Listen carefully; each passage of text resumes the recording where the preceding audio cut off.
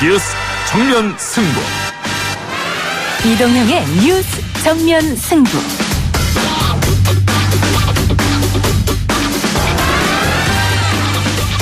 청취자 여러분 안녕하십니까, 이동형입니다. 친문 게이트 대 검찰 공정수사 촉구. 여야가 꾸린 특위는 이름도 성격도 방향도 다릅니다. 관련해서 여야 입장 먼저 들어보시죠. 문재인 정권이 범죄를 저지르고도 반성은커녕 보복 범죄까지 저지르겠다고 나섰습니다.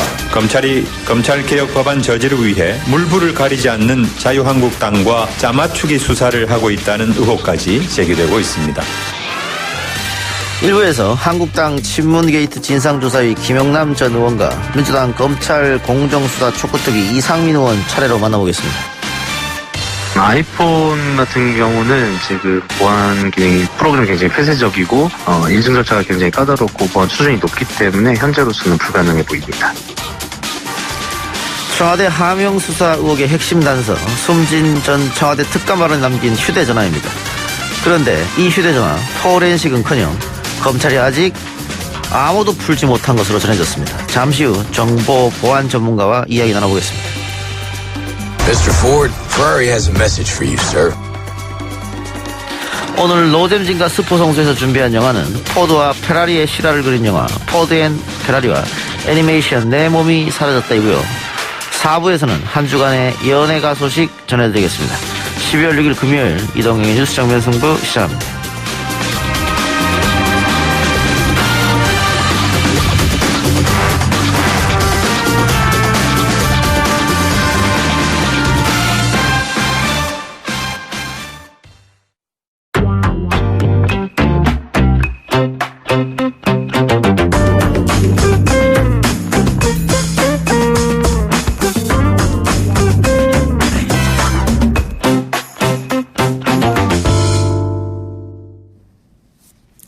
오늘 1부에서는 김기현 전 울산시장 하명수사 의혹 관련 여야 입장 들어보겠습니다.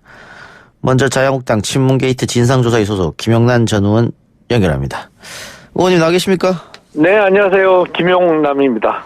예, 진상조사위 이름이 친문게이트인데 권력형 네. 비리라고 규정하신 겁니까? 그렇죠. 네.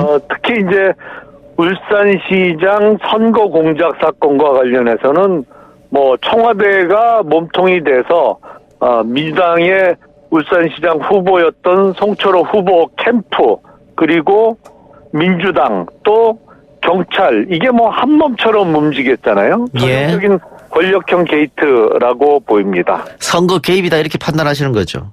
예, 그렇습니다. 근데 민주당에서는 검찰이 검찰 개혁을 피하기 위해서 자유한국당과 뭐 이렇게 같은 의견을 내는 거 아니냐 이런 의혹을 비치더라고요. 전혀 엉뚱한 이야기를 좀 하는 것 같은데요. 예. 지금 드러난 증거에 의하면 송철호 후보 캠프에서 만들어진 문건이 청와대로 전달이 됐고, 또 청와대에서는 그거를 재가공해서 경찰에 내려보냈고, 그리고 울산지방경찰청의 황운하 청장이 주도가 돼서 자신이 원하는 방향으로 수사 결과가 안 나오니까 중간에 정기 인사와도 상관없이 수사 라인을 교체해버리면서 이제 무리한 수사를 이끌었거든요. 그러면서 네. 선거 결과가 뒤집혔는데, 그게 무슨 검찰 소위 이 정부에서 하려고 하는 검찰 장악하고 무슨 상관이 있다는 얘기인지 잘 모르겠습니다. 예. 물론 검찰 장악에 이미 성공을 했다라면 정권을 향한 검찰의 수사는 불가능해졌겠죠. 근데 뭐 아직 그런 상황까지는 안 갔으니까 현재 이런 수사가 진행되고 있는 것으로 보입니다. 예. 근데 청와대 입장은 그런 것 같은데, 어쨌든 문제점이 있다고 첩보가 올라왔고, 그 측근, 김기현 시장의 측근이라고 하는 사람들이 뭐 골프 접대를 받았다거나 뇌물 성격의 돈을 받았다거나 그런 게 있기 때문에 그걸 알고 나서 아무것도 안 하는 것도 이상하지 않느냐, 뭐 이런 이야기 같아요. 글쎄, 대부분 이제 다 무혐의로 끝났죠. 근데 예. 청와대나 뭐 국가기관에는 이런저런 진정서나 탄원서가 많이 접수됩니다. 예. 근데 거의 대부분 99.99%는 접수된 형태로 그 문서 그대로 관계 부처로 이첩되죠. 네. 청와대에서 그러니까 직접 행정관이나 청와대에 근무하는 직원들이 자료를 만들어내는 경우는 거의 없거든요. 이건 이 이례적이다. 사건은 그렇죠. 그 송철호 후보 측의 최측근인 송병기 지금 울산 부시장이 만든 문건이 그대로 청와대로 갔다가 경찰로 접수된 게 아니고 청와대에서 이제 다시 만들어졌다는 말씀입니다. 예. 그러면 사실은 이제 그게 그런 경우가 거의 드물 뿐만 아니라 그거 자체가 청와대 하명 수사의 결정적인 증거라고 보입니다. 예. 관련해서 청와대나 여권 인사들에 대한 고발장을 제출하겠다고 하셨는데 제출했습니까 이미? 어제 제출했죠. 예, 누구죠? 좀 많은데요. 예. 우선 울산시장 선거 공작 사건과 관련해서는 당시 조국 민정수석 그리고 백원우 당시 민정비서관 그리고 박청철 반부패 비서관 그리고 이광철 그때는 선임관이었는데 지금은 민정비서관 돼 있죠. 그리고 당사자격인 송철호 울산시장과 송병기 지금 울산 부시장 등이 있고요. 예. 또 유재수 부산시 전 부시장의 감찰 중단 의혹과 관련해서는 직무유기 혐의로 오거돈 부산시장 그리고 최종구 당시 금융위원장 등이 포함되어 있습니다. 예. 유재수 전 부시장 건이라든가 김기현 전 울산시장 건 관련해서 처음에 언론에서는 조국 전 장관과 관련된 의혹을 캐려고 하는 게 아니냐 이렇게 봤었는데 지금 보니까 조국 전 장관의 윗선이다 이런 얘기가 많이 나오고 있거든요. 같은 생각이십니까? 특히 이제 울산시장 선거 공작 사건과 관련해서는 최대 수혜자가 지금 울산시장으로 당선되어 있는 송철호 시장이지 않습니까? 예. 송철호 시장은 뭐 다 알려져 있습니다만 문재인 대통령의 30년 지기 아주 절친으로 알려져 있어요. 그리고 예. 문 대통령도 송철호의 당선이 내 소원이다 이런 발언을 직접 하신 바가 있고요. 예. 이거는 뭐 백원우 당시 민정비서관 선에서 책임지고 이렇게 할 수 있는 일의 규모나 아니면 뭐 민주주의나 법치주의를 파괴하는 수준에 있어서는 일개 비서관이 결정할 수 있는 일은 아니라고 생각이 됩니다. 최종 윗선은 대통령이라는 뜻입니까? 어찌됐건 예. 지금 대통령의 절친의 당선을 위해서 이런 일이 벌어졌으니까요. 예, 알겠습니다. 어떤 의미인지 알겠고요. 오늘 민주당 홍익표 대변인이 송병기 울산시 부시장이 제보한 내용으로 만들어진 김기현 전 울산시장 비리의혹 첩보 문건을 공개했는데요. 홍 대변인 말로는 문건에는 청와대가 하명 수사를 지시했거나 유도했을 것으로 의심되는 내용이 없다 이런 거거든요. 어떻게 보십니까? 글쎄요, 그 문건에 그 사본이나 뭐 원본 자체를 공개한 것 같지는 않고요. 저는 못 봤고 홍익표 대변인이 말로 이렇게 어떻게 돼 있다라고 설명을 한 것 같아요. 근데 아까 말씀드린 대로 이게 청와대에 접수되는 수많은 민원이나 진정서를 이렇게 재가공해서 내려보내는 경우도 극히 드물 뿐만 아니라 사실은 청와대 하명 수사라는 게 청와대에서 만든 문건을 문건으로서 이첩시키고 보통은 유선으로 통화를 하죠. 예. 수사 담당 부서의 책임자와. 예, 청와대 문건의 편집에 대해서도 홍 대변인이 편집한 건 없다라고 했는데 이 문건의 원본을 검찰이 갖고 있다고 하니까 검찰이 공개하면 그 의혹이나 이렇게 해명되는 거 아닙니까?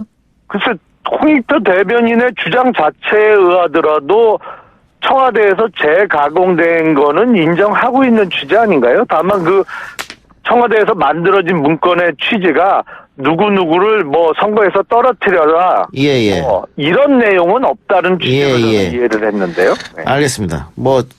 그 검찰이 원본을 공개할지 안 할지 모르겠습니다만은 계속할 때 논란이 증폭되고 있기 때문에 제가 한번 여쭤본 거고요. 글쎄요, 지금 청와대나 민주당이 나서서 검찰에서 피의 사실을 조금이라도 흘리면 가만두지 않겠다라고 겁박을 하고 있는 상황이라 청와대나 민주당이 나서서 그 원본을 검찰에서 공개해도 된다라든지 공개하라고 공식적으로 요구를 하면 가능성이 좀 열리겠죠. 예. 또 MBC 보도가 있는데요. 송병기 부시장이 청와대에 알리기 전에 이미 업자들이 해당 내용을 청와대에 제보했다고 한다. 이런 보도가 있었거든요. 거기는 어떻게 보세요? 아까 말씀드린 대로요. 이런저런 수많은 진정서, 탄원서 이런 게 청와대뿐만 아니라 예. 수사기관이나 감사원이나 많이 접수가 됩니다. 근데 그 수많은 진정 민원이 대부분 99.99%는 접수된 그 진정서 자체로 관계 기관에 그냥 이첩되고 끝나요. 그러면 이첩받은 기관에서 공람 종결이라고 한 번 보고 종결시키든지 아니면 관련 사건이나 기록이 있으면 기록 편철하고 종결시키거든요. 그러니까 이걸 청와대에서 재가공해서 내려보낸 것 자체는 상당히 이례적이고 그냥 접수되는 민원이나 진정하고는 수준이 틀린 거죠. 첩보나 접수가 또 올라오는 거는 이해는 하지만 진정이 이것을 가공해서 콕 찍어서 다시 내려보낸 건 그거는 더 큰 문제다 이 말씀이죠? 아, 그럼요. 예, 알겠습니다. 자, 자유한국당이 지금 국정조사를 요구하고 있지 않습니까? 네. 민주당도 특검하자고 하는 것 같던데 이거 절충점 이건 찾을 수 있는 거 아니겠습니까? 국정조사와 특검? 글쎄 검찰 수사와 국정조사는 병행할 수 있다는 걸 우리가 과거에서 많이 봤습니다. 근데 민주당 쪽에서 지금 주장하고 있는 특검은 사실은 검찰 수사를 중단시키고 방해하기 위한 목적의 특검이거든요. 우리 법무부 장관이 주도하는 상설 특검을 하자는 주장을 하고 있는데, 그러니까 민주당에서 무슨 특위를 만들었던데요. 사실은 그 특위 제목이 검찰 공정수사 촉구특위. 촉구특위인데. 진정한 속내는 검찰 공정수사를 방해하기 위한 특위라고 봐야겠죠. 특검도 같은 목적이라고 생각이 됩니다. 그럼 상시 특검 말고 야당에서 추천하는 특검으로 하면 어떻게 받아들일 생각은 있으십니까? 글쎄 그거는 고려해 볼 만한데 그거는 이제 검찰 수사가 지지부진하거나 아니면 검찰이 정권의 눈치를 보고 제대로 된 수사를 못할 때 항상 특검 요구가 야당 쪽에서 나왔죠. 그러니까 그런 기미가 보인다면, 국회가 특히 야당이 주도하는 특검은 받아들일 수가 있겠습니다만, 지금 현 상황은 어쨌든 검찰이 나름대로 열심히 하고 있기 때문에. 검찰 조사를 좀 지켜보자. 추진하기 할 상황은 아닌 것으로 보입니다. 알겠습니다. 오늘 인터뷰 여기까지 듣겠습니다. 네, 감사합니다. 지금까지 자유한국당 친문게이트 진상조사위 소속 김영남 전 의원이었고요. 이어서 더불어민주당 검찰 공정수사 촉구특위 이상민 의원 연결하겠습니다. 의원님. 네, 안녕하세요. 앞서 김영남 전 의원하고 이야기를 했는데 김영남 전 의원 말은 이것은 권력형 게이트다. 청와대가 선거에 개입했다. 이렇게 정의를 내리더라고요. 전혀 근거도 없고 정략적인 그런 공격을 하는 거일 뿐이고요.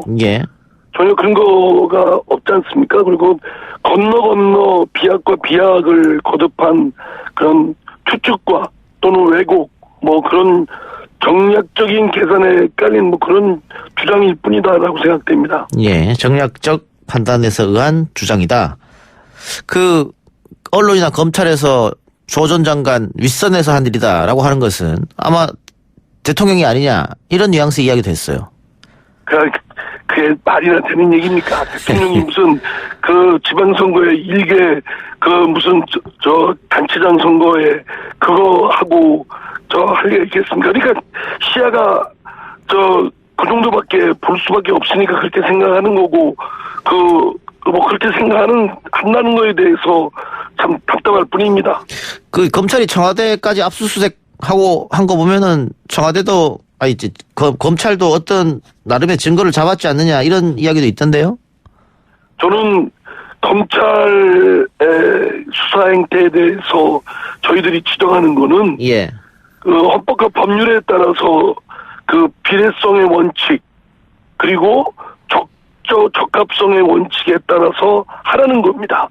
이게 과잉 수사가 돼서도 안 되고 넘겨짚고 그냥 소뚜껑으로 자라다는 식의 그런 방법이 돼서는 안 되고 그로 인한 오남용의 폐해가 많았기 때문에 이에 대한 민주적 통제나 견제가 필요하다는 것이고요. 그렇기 때문에 수사권 조정도 해야 되고 공수처도 있어야 되고 검찰에 대한 일정한 민주적 통제를 더 엄정하게 해야 된다라는 주장이고요. 일련의 그 검찰의 수사의 행태나 방식 그런 등등을 살펴보면 비례성의 원칙이나 또는 적합성의 원칙 등을 반하고 그를 넘어서는 과잉 수사 또는 표적 수사 또는 그 선택적 수사 뭐 이런 등등이 의심을 강하게 들게 합니다. 그 민주당에서는 지금 검찰이 정치를 하고 있다 이렇게 판단하고 계시는 거죠? 그런 것도 저희들은 강한 의심을 갖고 있습니다. 그럼 또 왜 그럴까? 예. 그거는 결국 지금 검찰이 지금까지 누려왔던 권한의 집중 또 권력의 어떤 그런 것을 수사권 조정이나 공수처의 도입으로 인해서 상당히 제약을 받고 위협받는다고 생각하는데요. 예.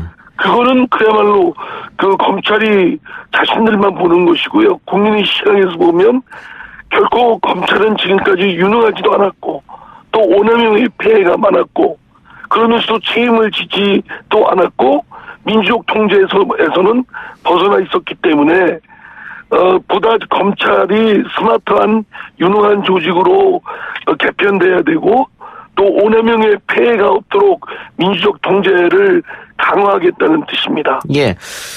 그러니까 지금 검찰이 정치를 한다거나 혹은 과잉 수사를 하고 있다거나 그 이유는 검찰이 검찰 개혁에 반발하는 것이고 기득권을 내려놓지 않겠다는 저항이다 이렇게 보고 계시는 거지 않습니까? 예, 그렇습니다. 예. 근데 오늘 경향신문을 보면요.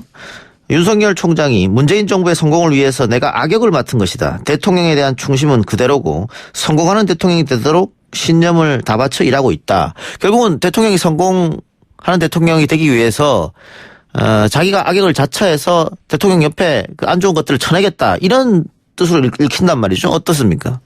아니 그 윤석열 총장은 그 개인에 대해서 사람에 대해서 충성을 하지 않겠다. 얘기했죠. 왜 그렇습니까? 예.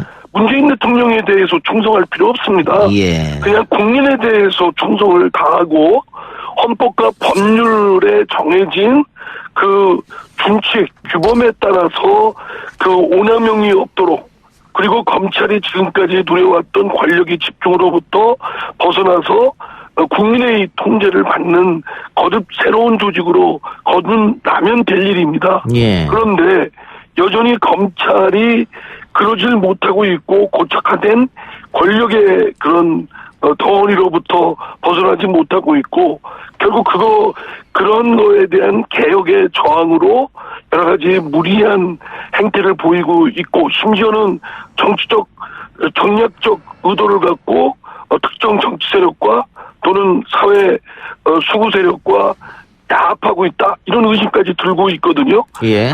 그렇게 되지 않도록 문재인 대통령을 위해서 또 문재인 정부의 성공을 위해서 그렇게 얘기하는 것 자체가 정치행위 아닌가요? 예. 예, 그런 거는 오히려 신중하게 그런 표현이라도 그렇게 적절을 하지 않는 것이 저는 적절하다고 생각합니다. 근데 일각에서는 민주당과 청와대가 전 정권 적폐 수사 검찰이 할 때는 아무 말 안 하더니 자신들에게로 칼날의 화살이 날아오니까 검찰을 압박하는 거 아니냐 이런 지적이 있단 말이죠.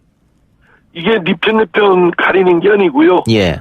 검찰에 대해서 비판하거나 지적하는 거는 국민의 시각에서 볼 때 검찰이 말씀드린 대로 유능해야 되고 그러면서도 날카로운 날을 갖고 있기 때문에 오남용의 폐해가 없도록 더욱더 통제되고 엄격하게 행사될 수 되도록 여러 가지 규제나 통제를 해야 된다. 그리고 만약 잘못하면 책임을 엄중하게 물어야 되고 궁극적으로는 국민들로부터의 민주적 통제의 그런 규제 범위에서 벗어나서는 안 된다. 이런 입장이기 때문에요. 검찰이 하는 행태가 과잉 수사거나 표적 수사거나 또 정치적 의도를 갖고 행사되는 잘못된 그 오도된 그런 행사일 경우에는 저희는 국민의 입장에서 지적하고 제어하고 견제하고 책임을 물어야 되겠다 이런 생각을 갖고 있는 겁니다.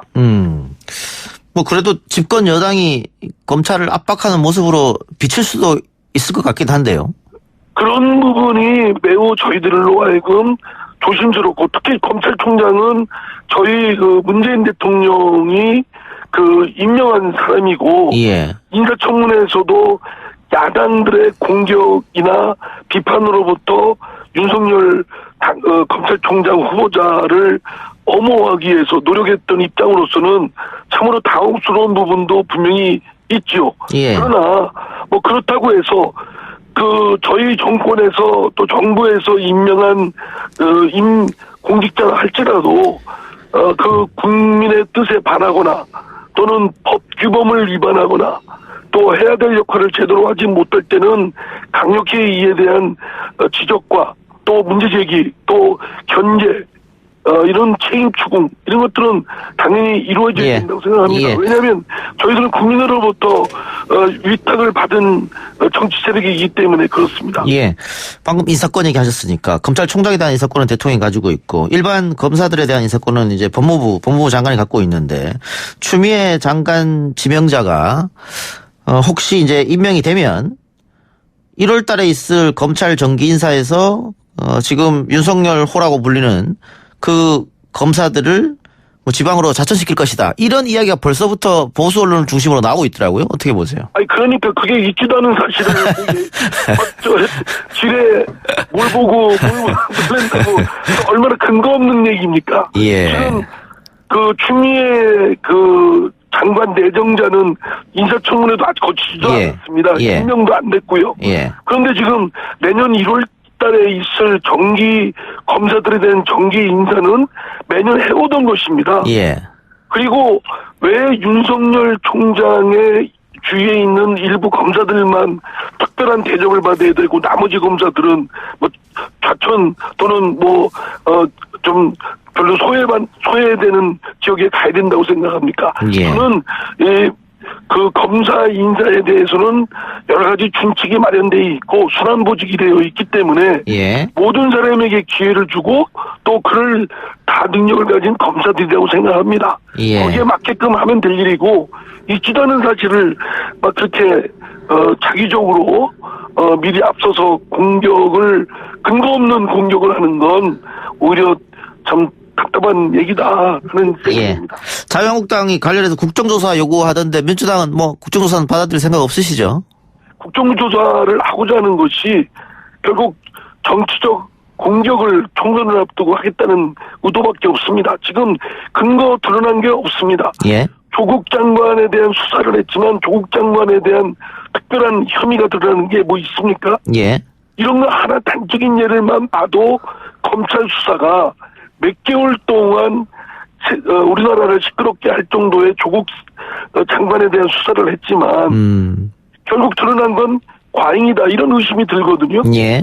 그와 마찬가지로 지금 드러난 사건들에 대한 것들도 엄청난 그 세상 시끄럽게 하고 또 청와대 망신주기 여론몰이이지만 근거 없는 실체 없는 부분에 대한 국정조사에 응할 수는 없죠. 예.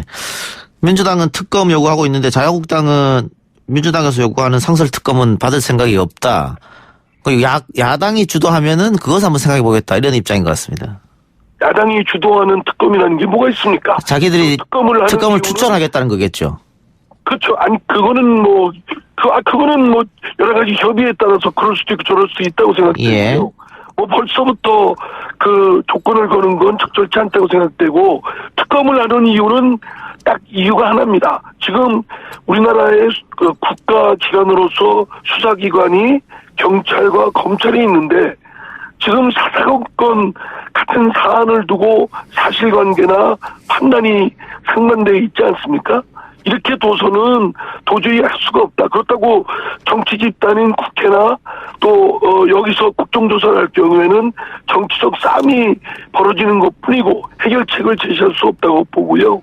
그렇다면 특검을 통해서 검경이 상반된 입장이나 대립된 사안에 대한 실체적 규명과 법적 판단을 하는 것이 합당하다고 예, 생각하는 알겠습니다. 겁니다. 마지막으로요. 그 민주당 지지자들이 많이 이야기하는 것인데 민주당이 정권을 잡았음에도 불구하고 어떻게 검찰이 이렇게 정권 말기도 아닌데 사사건건 밀리고 당하고 있느냐 왜 가만히 있느냐 이런 이야기 아마 의원님도 많이 들었을 것 같아요. 네네. 검찰 개혁을 하니까 그 개혁이 대상이 되는 집단에서는 저항이 있을 수 있는 건 충분히 예상되고 이를 유효적절하게 통제하고 견제해야 되는데 지금 검찰 개혁이 몇십 년째 우리나라의 과제이지만 시키지 못한 이유가 바로 그런 부분입니다. 그 개혁의 대상이 되는 집단이 워낙 완강하고 파워를 갖고 있는 집단이기 때문에 이에 대해서는 매우 정교한 전략을 갖고 국민적 힘의 바탕에서 해나가야 되는데 하여튼 쉬운 과제가 아니기 때문에 잘 해야 되겠다는 다짐을 합니다. 알겠습니다. 의원님 오늘 말씀 여기까지 듣겠습니다. 네, 감사합니다. 예, 지금까지 더불어민주당 검찰 공정수사 촉구특위 이상민 의원이었고요. 1부 순서 마치고 2부 인터뷰 순서로 다시 돌아옵니다. 딱딱하고 지루한 뉴스가 소설보다 흥미진진해지는 새로운 경험. 놀라셨죠? 이것이 바로 이동준의 뉴스 정면 승부.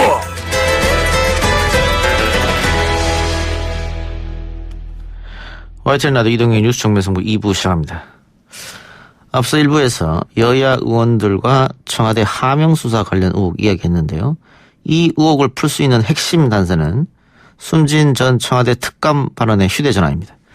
검찰이 압수수색을 통해서 이 휴대전화를 확보해 조사를 벌이고 있습니다만 안면인식 보안을 갖춘 아이폰 최신 기종이라서 잠금 기능을 해제하지 못해서 포렌식을 못하고 있는 상황인데요. 아이폰 잠금 얼마나 철통 보안이기에 풀지 못하는 걸까요? 디지털 포렌식 전문가 연결해 이야기 나눠봅니다. 고려대 정보보호대학원 임종인 교수 연결하겠습니다. 교수님 나와 계십니까? 안녕하세요. 임종인입니다. 네, 안녕하십니까. 자, 일단 디지털 포렌식 예. 정의가 좀 필요할 것 같습니다. 어떤 걸 디지털 포렌이라고 얘기합니까? 예, 그 포렌식이라고 하는 건 보통 법과학이라고 번역을 하는데요. 예. 여러 가지 요즘 과학 수사 얘기가 많이 나오는데, 예. 뭐 대표적인 게 이제 DNA 분석을 통한 범죄인 특정 지는 거 있지 않습니까? 예. 그런 건 이제 전통적인 어떤 포렌식이고요. 예. 예, 이제 디지털 포렌식은 요즘에 뭐 스마트폰으로 대표되는 여러 가지 스마트폰, CCTV, 뭐 내비 곳곳에서 어떤 범죄의 흔적을 나타내는 디지털 증거가 나오지 않습니까? 예. 그것들을 갖다가 형사소송법에 있는 적법 절차를 거쳐서 예. 그 정보를 갖다가 수집하고 분석해서 법원에 제출하는 전 과정을 디지털 포렌식이라고 합니다. 포렌식이라고 한다. 그 혹시 휴대전화에 있었던 기록을 지워도 포렌식을 하면 다시 복구가 됩니까? 예, 대부분의 경우에는 지워도 전부 복구가 됩니다. 아하. 보통 수사기관에서 이제 합법적 절차를 거쳐서 많이 할 텐데 예. 요즘 개인들도 많이 한다고 해요? 개인들도 이제 사실은 어떻게 실수를 인해 가지고 정보가 지워질 수도 있고요. 그 다음에 요즘에 왜 그 악성 코드 중에 랜섬웨어라고 있는데요. 예. 그 악성 코드는 가면 돼버리면 그 디바이스 전체가 그냥 암호가 돼버려요. 예. 그래가지고 그들이 뭐 예를 들면 비트코인으로 얼마 달라. 그래서 500만 원이든 1000만 원이든 두지 않으면 그걸 풀어주지 않아가지고. 아하. 특히 회사 같은 데서 중요한 서류들 있지 않습니까? 예. 그런 서류를 못 쓰게 되니까 을모계좌 먹기로 돈을 강탈당하는 일이 많이 있거든요. 예. 그래서 이제 개인들의 경우에도 이러한 디지털 포렌식 업체한테 돈을 주고 서비스를 맡기든가 아니면 그들이 달래는 대로 돈을 줘야 되는데 돈 받고도 풀어주지 않는 경우도 많이 있습니다. 그러면 그 소위 말해서 사설업체라고 해야 되나요? 이게 많은 모양이죠? 예, 굉장히 여러 개 있습니다. 예, 예. 여러 개 있는데 이제 실력 차이가 많이 있고 예. 특히 이번 같은 경우에는 워낙 아이폰을 갖다가 암호 해제하는 것은 실력이 보통 실력 갖고 되지 않기 때문에 예. 지금 난항을 겪고 있죠. 예. 그 최근에는 뭐 수사를 한다 그러면 포렌식이 기본으로 들어가는 것 같더라고요. 예, 맞습니다. 요즘에는 그 수사관들 얘기 들으면 전체 범죄 증거의 80% 이상이 사실 스마트폰에서 나오고요. 그다음에 CCTV 그리고 이제 범인들이 혹시 자기에 대해서 어떻게 추적이 이루어지고 있는지 국민적 관심이 어떤지 알고 싶어가지고 검색을 그렇게 많이 한대요. 그렇죠. 예. 예, 그러니까 이제 영장을 발부받아가지고 네이버나 다음 그런 데서 이게 이제 검색 기록을 갖다가 거꾸로 보면 예. 누가 검색하는지 알 수 있잖아요. 예. 근데 이제 검색 그 키워드가 범인이지만 알 수 있는 특정 키워드를 치고 들어오면 이 사람은 용의자죠, 거꾸로. 예, 그런 것도 있습니다. 예. 그래서 뉴스나 뭐 이런 탐사 보도 프로그램 보면 휴대전화 포렌식에서 증거를 찾았다 이런 얘기가 많은데. 예. 이게 아이폰은 어렵다. 이건 좀 처음 들은 것 같기도 해서요. 그러니까 우리 갤럭시 폰으로 대표되는 이제 안드로이드 폰이 있고요. 예. 그다음에 이제 애플에서 제조하는 건 이제 OS가 안드로이드가 아니고 iOS라고 그래가지고 애플사 고유의 OS가 있어요. 예. 그런데 이제 우리 그 안드로이드는 구글에서 만들어서 개방형이에요. 그래서 누구든지 그 소스 코드를 공개해서 누구든지 그 코드를 볼 수 있게 하고 제조사가 일부 고칠 수도 있게 해놓으니까 예. 그거는 상대적으로 포렌식을 위한 툴들을 업체들이 막 개발할 수가 있어요. 예. 그런데 애플사는 아이폰은 애플사에서만 제조하잖아요. 예. 지금 안드로이드 폰은 삼성도 만들고 화웨이도 만들고 샤오미도 만들고 여러 군데서 만들잖아요. 예. 그러니까 애플에서는 OS를 공개 안 하고 자기들만 만들고 그 OS를 폐쇄용으로 절대 공개를 안 하니까 그것을 갖다가 포렌식 할 수 있는 디지털 포렌식 할 수 있는 도구 개발이 상대적으로 어렵고 그리고 특히 이제 이 스티브 잡스가 평소에도 보안을 되게 중시여겨가지고 거기에 뭐 굉장히 여러 가지 암호를 해제하는 것을 굉장히 어렵게 만들어놨어요. 예. 근데 포렌식은 어쨌든 휴대폰을 열어야 포렌식으로 들어갈 텐데 지금 그 문제가 된 휴대폰은 비밀번호를 잠겨 있는데 그 비밀번호도 못 푼다는 거지 않습니까? 그렇죠. 그 비밀번호를 본인이 이제 보통 6자리거든요. 예. 예, 6자리인데 이제 뭐 언론에 나오는 거 보면 거기다 문자를 넣게 되면 뭐 몇백억 개가 된다 이렇게 얘기하는데 그 사실 문자 넣고 그러면 이게 보통 이제 작동하는데 시간이 너무 많이 걸리니까 대부분 숫자 6자리로 많이 하거든요. 예. 숫자 6자리로 하면 이제 100만 가지 정도 되잖아요. 전체 가지가. 경우의 수가. 예. 경우의 수가 100만 가지인데 그러면은 보통 이거 하나 푸는데 8초 정도 걸리니까 산술적으로 나타나면 최악의 경우에 석 달까지 걸릴 수 있어요.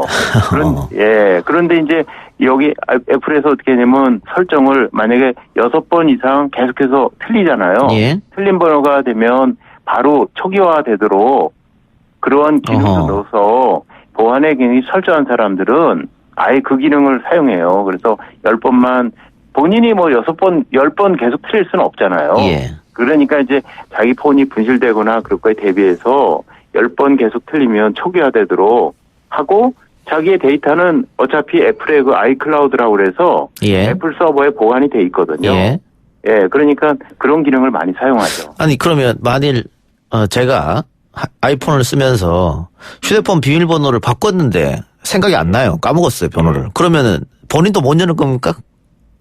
그런 경우에는 이제 본인이 현실적으로 어렵죠. 그거는 본인이 못 열고 그 경우에는 이제 글쎄 애플사에 접속을 해가지고 뭐 접촉해가지고서는 뭐 아이폰 거기 제조해서 본인의 신분 밝히고 뭐 등등 여러 가지 절차를 거쳐서 복구하는 그런 과정은 있겠지만 그것 아니면 힘들다. 예. 그렇군요. 그러니까 지금 비밀번호를 10번 이상이나 혹은 6번 이상 실패할 경우 데이터가 삭제될 가능성도 있기 때문에 검찰에서 함부로 이것을 열지 못하는 거, 시도조차 못하는 거네요. 시도조차 할 수가 없죠. 예, 그래서 이제 그렇게 되기 때문에 이걸 갖다가 이제 몇 년 전에 2015년도에 미국에서도 FBI가 테러범 아이폰을 갖다가 압수했는데요. 예. 그걸 본인들이 이제 못 열겠으니까 결국은 법원의 명령서를 받아가지고 그 법원 명령서를 갖다가 애플사에다 제시했는데도 애플이 그걸 말을 안 들었어요. 그렇습니까? 예, 가지고 굉장히 개인정보보호 프라이버시도 중요하지만 테러보험을 단죄하는 것이 중요하지 않냐 그래서 미국에서 굉장히 논란이 있었는데 끝까지 말을 안 들었죠. 그래서 전 세계에다가 도움을 요청해가지고 이스라엘의 그 셀레브라이트라는 업체가 그것을 풀어줬어요. 그런 바람에 그 셀레브라이트가 유명해졌죠. 예. 그러면 지금도 우리가 만약에 풀려고 하면 이스라엘로 가야 되는 겁니까? 결국은 뭐 검찰에서 확인 안 해주지만 현재 나와 있는 그 아이폰 잠금 해제를 할 수 있는 거의 뭐 미국 업체 하나 있다고 하는데 확인된 거는 이스라엘 그 셀레브라이트밖에 없습니다. 그러면 혹시 안드로이드 같은 경우에도 휴대폰 비밀을 잠궈 놓으면 못 풉니까? 그거는 할 수 있어요. 금방 합니까? 말씀인 거지. 예, 그거는 금방은 아니래도 예를 들면 대검에 보면 디지털 포렌식 센터라고 있거든요. 예. 예, 디지털 포렌식 센터는 뭐 세계적으로 좀 기술 수준이 높아요. 네. 그래서 거기서도 할 수 있고 또 디지털 포렌식 그 사설업체들이 많이 있다고 그러지 않았습니까? 예. 그런 데서는 안드로이드 폰 같은 경우에는 할 수 있습니다. 뭐 이렇게 되면은 아이폰 판매가 늘어나는 거 아닙니까? 그런데 이제 근데 아까 말씀을 죄를 짓거나 해서 뭐 하게 되면 예. 결과적으로는 아까 말씀인 대로 셀레브라이트 이거 풀어주는 도구가 값이 비싸서 그렇지 풀 수는 있으니까. 예. 예, 그러니까 저번에 이재명 지사 사건 때 예. 그때 이재명 지사 그쪽에서 아이폰에 증거가 많이 있었는데 비밀번호는 안 돼줘가지고 예. 결국은 그걸 갖다가 잠금 해제를 못했다는 보도가 있었어요. 예. 예, 그렇지만 그 다음에 이제 뭐 그런 경우가 있었기 때문에 아마 대검에서도 검찰에서도 여러 가지 준비를 했을 거라고 짐작하고 있습니다. 예, 예. 알겠습니다. 그러면은 검찰에서도 셀레브라이트라는 회사 이름입니까? 셀레브라이트사가? 예, 셀레브라이트. 예, 셀레브라이트는 이스라엘 보안업체인데 이게 뭐 전 세계 제가 홈페이지 들어가 보니까 150개국에 한 6,000개 이상의 여러 기관들하고 자기네가 파트너십 맺고 있다고 자랑하더라고요. 그래서 아마 그때 2016년 초에 아이폰 풀어준 다음에 아마 사업이 엄청 확장된 것 같습니다. 예, 예. 알겠습니다. 좀 지켜봐야겠네요. 그리고 예. 이번에 또 휴대폰에 대해서 이렇게 논란이 있다 보니까 예전 도청 감청 이런 부분도 다시 예. 화제가 좀 되는 것 같습니다. 도청 감청이 가능합니까, 휴대전화가? 일단 기본적으로? 일단 도청은 불법적인 행위니까. 예. 아니 기술적으로 가능하냐는 의미였습니다. 질문이. 기술적으로요? 예. 기술적으로는 가능하죠. 예, 예. 예, 기술적으로는 가능한데 그게 이제 위법 수집 증거 배제 원칙에 따라서 예. 도청을 해서 증거를 수집하면 예. 그거는 이제 증거로서 인정이 안 돼 버리니까 예. 수사기관들이 이제 그렇게는 안 할 걸로 우리나라의 경우에 그때 휴대폰 감청 때문에 엄청 시끄러웠잖아요. 예, 예. 예, 그래서 그 이후에 아마 휴대폰 감청 장비를 갖다가 전부 철수시킨 걸로 알고 있습니다. 그래서 근데 기술적으로는 이제 가능하다. 정보기관이라든지 이런 데서 대외 정보 수집 같은 데서는 가능하죠. 예. 이것도 또 하나 복제폰 이것도 불법인 걸로 제가 알고 있는데. 예. 어쨌든 이 불법을 시도한 사람도 있으니까. 예. 이 복제폰도 결국은 어떤 장비라든가 데이터를 이용해서 내 안에 있는 휴대폰을 저쪽에서 다 볼 수 있는 그런 것이죠.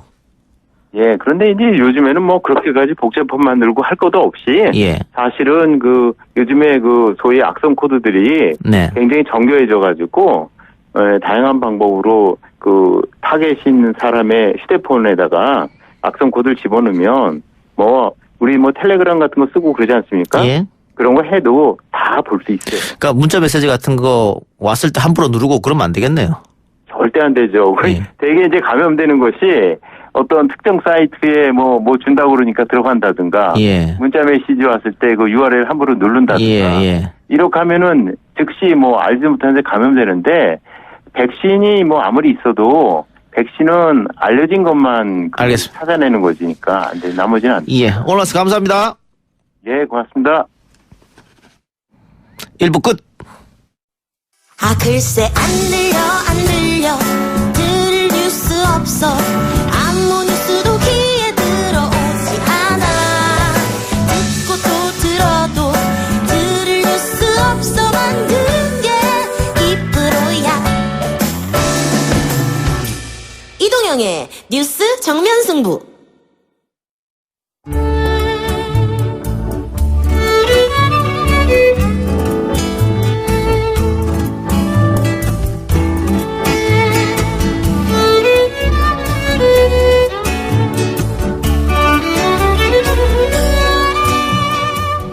YTN 라디오 이동영의 뉴스 정면 승부 3부 시작하겠습니다. 매주 이 시간 영화 이야기 해보는 시간이죠. 노잼진과 스포 선수 오동진 영화평론가 김성수 문화평론가 나왔습니다. 어서 오십시오. 안녕하세요. 안녕하십니까. 김성수입니다. 오늘도 두 분이 두 편의 영화를 소개해 주고요. 청취자 선물도 당연히 준비되어 있습니다. 모두 5분 추첨해서 왓챠플레이 이용권을 보내드립니다. 오늘 삼행시는 뭐로 할까요? 포렌식 어떻습니까? 포렌식 좋습니다. 네, 포렌식. 꽤 어렵겠는데요? 네, 포렌식. 어려운 걸 해야 됩니다. 네. 포렌식. 그 렌자를 뭘로 해? 어이의 렌자를. 그쵸. 네. 아이 해도 됩니다. 네. 아이도 봐준다. 그 정도까지는 저희가. 예. 포렌식. 보통 김성수 씨가 먼저 시작하지 않아요? 자, 포! 포기할게요. 예. 렌! 렌, 모르겠어! 여러분, 어렵습니다. 완전히 무방비 상태에서 이렇게 공격을 하고 있어. 5분 추첨해서 왓챠플레이 이용권 보내드리도록 합니다. 단문 50원, 장문 100원의 유료 문자입니다. 샵 0945번, 우물정 0945번으로 많이 보내주시기 바랍니다. 예, 보이는 라디오로 이정희님께서 슈퍼 성수 피하려고 포드 페라리 수요일 날 조조로 봤어요. 올해 최고의 영화. 예, 오늘 스포를 제대로 우리 오동진 선배님께서 해주실 겁니다. 예, 포드 페라리 잘 피하셨어요. 예. 알겠습니다. 자, 그러면 김성수 평론가부터 갑시다. 어떤 영화입니까? 예, 저는 내 몸이 사라졌다라는 애니메이션을 골랐습니다. 애니메이션? 예, 사실은 이 작품을 고른데 여러 가지 이유가 있었는데요. 예. 우선 겨울왕국 2가 이제 어떻게 보면은 애니메이션 기술의 정점을 보여주고 있잖아요. 예, 보신 분들은 아시겠지만 3D 애니메이션으로 이 이상이 또 나올 수 있을까 할 정도로 완벽한 기술적인 진보를 보여주는데, 그런데 애니메이션은 그런 3D 애니메이션만 있는 게 아니거든요. 특히 작화를 중심으로 한 이 2D 애니메이션이라고 흔히 말하는 그런 애니메이션들도 얼마든지 이렇게 감동적일 수 있고 또 스펙타클할 수 있다. 그리고 그렇게 대형 예산을 들여가지고 그 뭐라고 해야 돼요? 자본을 처바르지 않아도 얼마든지 자본을 죄송합니다. 자본을 이렇게 들이붓지 않아도 예 얼마든지 의미 있는 이야기를 만들어낼 수 있다. 그리고 똑같이 정체성에 대한 건데 실제로 이 20대들의 정체성을 논하고 있는 것을 이렇게 이제 좀 어떻게 보면 좀 가까운 자리에서 다룰 수 있는 그런 방법도 있다. 이런 것들을 보여주기 위해서 이 작품을 선택을 했고요. 그리고 더 결정적인 얘기는 아이 때문에 선택했겠죠. 예? 같이 보러 이거 아니요, 이건 아닌가요? 이게 좀 15세 이상이에요. 아이가 보기는 힘든 애니메이션이고. 애니메이션이라 하더라도 예. 15세 이상. 그리고 영화관에 너무 겨울왕국이 휩쓸고 있어서 다른 영화는 시간 맞춰 볼 수가 없어요. 그래서 솔직히 아이리시맨에 도전을 했다가 예, 좀 다 못 봤고 아직. 네. 예, 그래서 이제 플랜 B로 내 몸이 사라졌다. 아, 그럼 이것도 넷플릭스 영화입니까? 예. 요즘 계속해서 넷플릭스 영화를 갖고 오시는데. 계속해서는 아니거든요. 홍보 이사입니까? 넷플릭스 영화. 계속해서가 아니라 넷플릭스에서 사실상 이 영화가요. 애니메이션으로 사상 최초로 칸 국제영화제 비평가 주간에 대상에 해당하는 네스프레소 그랑프리를 수상한 작품이에요. 그리고 넷플릭스가 요즘 이제 극장하고 홀드백을 많이 줄이면서 안시 국제 애니메이션 페스티벌에서도 2관왕. 네. 그러니까 애니메이션 계열에서는 그러니까 제목이 뭐예요, 그러니까 지금? 내 몸이 사라졌다. 내 몸이 사라졌다. 말씀드려죠. 네네. 네. 네. 요 작품은 진짜 발상이 독특합니다. 아담스 패밀리 혹시 보셨나요? 우리 MC. 아, 맞습니다. 아담스 패밀리 안 보셨어요? 네. 1, 2, 3 중에서 아무것도 안 봤습니다. 전혀 의외의 대답이라서 네. 그 다음을 전개해 나가기가 굉장히 어렵군요. 예.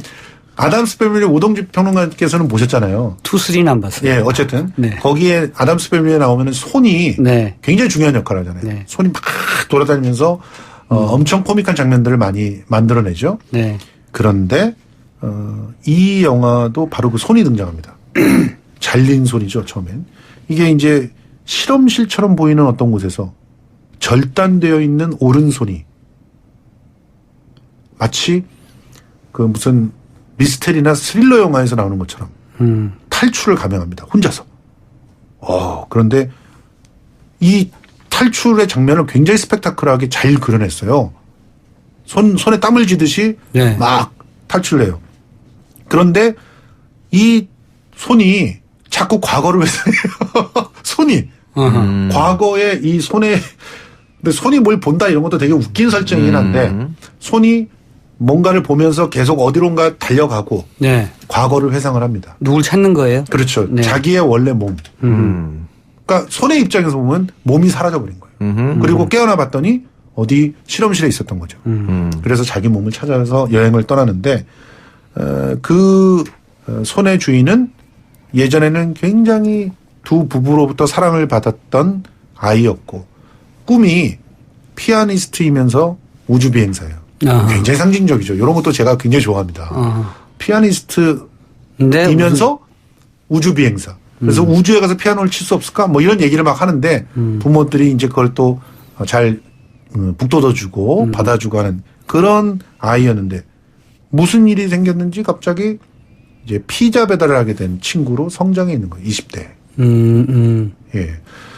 그런데 이 친구는 정말 예전에 그 행복하고 따뜻했던 그때의 아이가 아니라 아무런 목적도 없고 모든 걸 다 상실한 상태에서 삶에 찌들어서. 예. 그래서 그냥 피자 배달을 하고 그 자기의 친척 집에 얹혀 살고 있는 그런 상태인데 하나 둘씩 이 손의 여정에 따라서 하나 둘씩 과거가 이제 맞춰주고요. 그래서 결국 이 친구가 어떻게 이 손을 잃게 되었는지가 다 이제 나오는 그런 얘기입니다. 손 자신의 몸의 일부가 자신의 자아를 찾아가는 뭐 그런 그렇습니다. 영화라고 보면 예. 되겠네요. 그런데 그러면서 어떻게 보면은 자신이 원래 꿈꿨던 그런 이게 피아니스트 딱 그러면 예술가잖아요. 예술가는 이 세상을 논하지 않죠. 예술가들은 항상 인간이 이제 다달해야 될 이상적인 어떤 공간을 논일잖아요. 네. 실제로 그런 경험이 우리 오동진 평론가한테도 있었을 거라고 생각하는데 제가요? 뭔가에 굉장히 몰입돼 있으면 다른 세상에 가잖아요. 그거를 갖다가 정광훈 목사는 3층 천이라고 얘기를 하는지 모르겠지만 다른 세상에 가잖아요. 심지어는 뭐 몇몇 예술가를 다룬 그런 영화들 보면 그런 세상에서 만나서 예술가들끼리 부딪히기도 해요. 상상의 공간에서. 나는 이 영화, 이 애니메이션 얘기 들으니까 1981년에 올리버 스톤 감독이 초창기 시절에 만든 영화가 더 핸드라는 영화가 있었어요. 그것도 사실은 절단된 팔이고, 그, 다른 사람에게 이식돼요. 그래서 그 약간 자아를 되찾는 과정인데, 숨겨진 폭력적인 자아를 발견하는 과정. 이건 좀 공포죠. 네. 그건 공포는 아니잖아요. 그렇죠? 공포에 포장을 하고 있지만 실제로는 굉장히 따뜻하고 어떻게 보면 20대들이 갖고 있는 그런 절망감을 그게 전 세계적인 거구나. 그래서 그 절망감에서 진짜 원하고 있는 것이 무엇인지에 대한 아련한 그런 어떤 응원 이런 것들을 하고 있는 영화인데 김성수 평론가 참 따뜻한 사람이란 걸. 그래서 이제 이 한쪽으로는 피아니스트이고 한쪽으로는 우주 비행사라고 하는 것은 다 이 세상에서 자기의 꿈을 찾을 수 없다는 거. 우주로 가든 아니면 이상적인 어떤 상상의 이데어 공간으로 가든 그런 공간으로 가는 걸 원했던 친구가 현실 속에서 자기가 갈 길을 찾아 잃었을 때. 그런데 이제 마지막 장면을 보면 그래도 그 나름대로 이 땅에서 버티기 위해서 이 땅에서 다른 세상이라고 하는 걸 찾기 위해서 노력하는 그런 모습들이 나오는데요.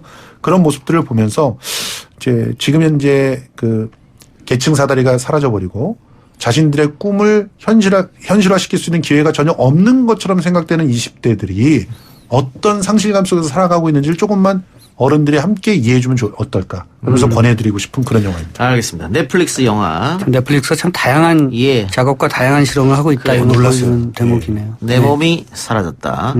여러분들은 시청 부탁드리고요. 자, 두 번째 영화는 오동진 평론가의 포드 대 페라리인데 가기 전에 삼행시 포렌식 어려울 것 같았는데 굉장히 많은 분들이 보내주시고 있습니다. 자, 일단 1302님부터 갑시다. 포동 어묵탕. 이야, 이 발상 자체가 일단. 그렇습니다. 오늘 춥거든요. 렌즈 위에 보글보글 끓으면. 따뜻해. 식욕 폭발? 현실은 중부고속도로 정체 배고픈 폭발.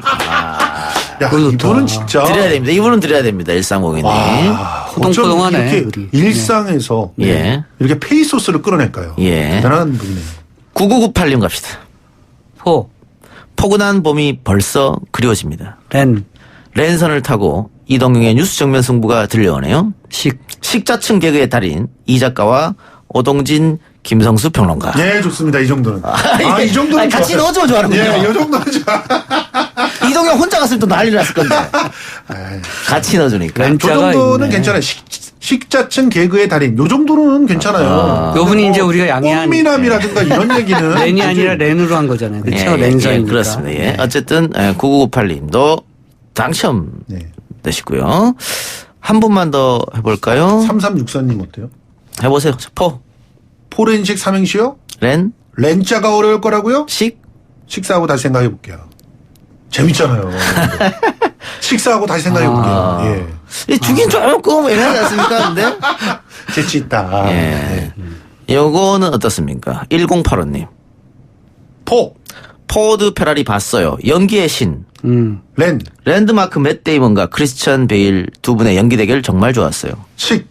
시간 가는 줄 모릅니다. 시간.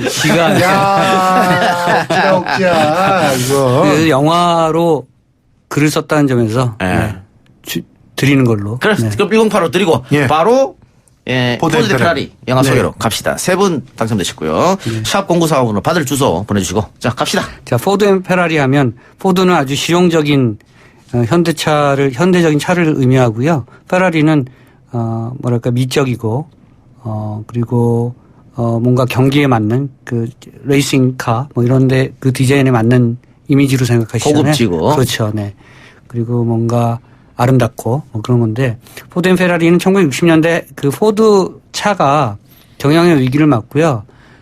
그 경영의 위기를 돌파하기 위해서 뭔가 방법을 찾아야 되는데 구매층을 젊은 친구들에게 찾아야 되잖아요, 보통. 포드도 이제 그 전략을 내세우고 젊은 층에게 차를 팔려면 페라리처럼 뭔가 그 카레이싱에서 이길 수 있는 차를 만들어야 된다. 이런 발상을 하게 되는데 영화 속에서는 누구냐면 그게 아야코카예요. 리 아야코카가 영화 속에서 나옵니다. 아야코카가 크라이슬러의 그 신화를 갖고 있습니다만 그전에는 포드의 마케팅 이사였죠. 그런 내용이에요, 사실. 그런데 포드가 페라리처럼 차를 만든다고? 라고 하는 의문을 영화 속에서 똑같이 가져갑니다. 그래서, 엔지니어이자 원래는 전직 카레이서였고 지금은 엔지니어고 자동차 디자이너인 이 맷 데이먼 그리고 레이서인 그 크리스찬 베일이 이제 힘을 합쳐서 차를 만들고 그리고 르망 24라는 그 경기에 나가서 승리를 하는 그 과정을 담은 얘기입니다. 그래서 어떻게 보면 두 남자의 버디 무비니까 두 남자의 우정과 그 인간 승리의 과정을 담은 사실 좀 상투적인 얘기인데요. 이런 할리우드는 이런 상투적인 얘기를 굉장히 재밌게 잘 만들어요. 흥미진진하게 그 시간 가는 줄 모르게. 제임스 맨골드라는 감독이 한국으로 얘기하면 강호석 감독? 그런 상업 영화에서 흥행 타율이 좋은 그런 감독인데 제임스 맨골드 아마도 여러분들 기억하시는 작품은 로건 같은 작품이 있고요. 310 to Yuma 같은 작품. 김성수 씨 안 봤구나. 네, 못 봤습니다. 그리고 나일 앤 데이, 탐 크루즈 나왔던 영화. 그것도 안 봐. 그러니까 할리우드에서 어마어마하게 흥행을 한 작품 아니고 어마어마한 블록버스터는 아니지만 김박 정도로 계속 그렇죠. 계속 이어가는 감독이 제임스 맨골드입니다. 그래서 제임스 맨골드는 스토리텔링이 굉장히 좋고 쉽게 말씀드리면 군더더기가 없는 연출력을 선보여서 작품의 그 장면 자체가 그래요. 군더더기가 없어요. 근데 제가 봤던 영화는 다 남성 서사네요. 지금 보니까. 그 제임스 맨골드 영화가 아닌 것도 있어요. 있어요? 네네. 제가 갑자기 제목이 기억이 안 나는데 문예 영화도 있습니다. 아주 다양한 작품을 만드는 감독이고요.